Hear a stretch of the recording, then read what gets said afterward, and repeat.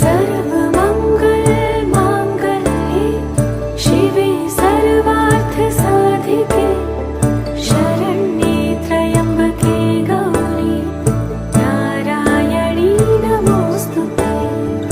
या देवी सर्वभूतेषु विष्णुमायेति शब्दिता नमस्तस्यै नमस्तस्यै नमस्तस्यै नमो नमः।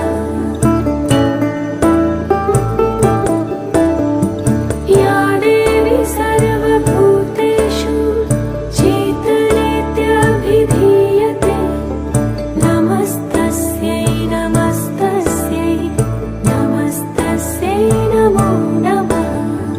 या देवी सर्वभूतेषु बुद्धिरूपेण संस्थिता नमस्तस्यै नमस्तस्यै नमस्तस्यै नमो नमः।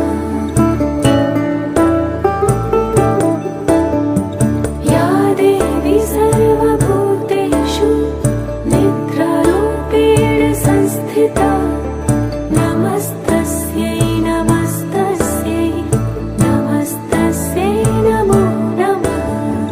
या देवी सर्वभूतेषु क्षुधारूपेण संस्थिता नमस्तस्यै नमस्तस्यै नमस्तस्यै नमो नमः।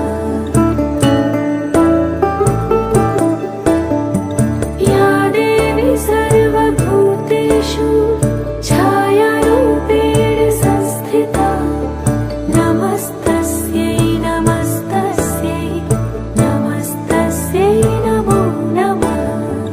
या देवी सर्वभूतेषु शक्तिरूपेण संस्थिता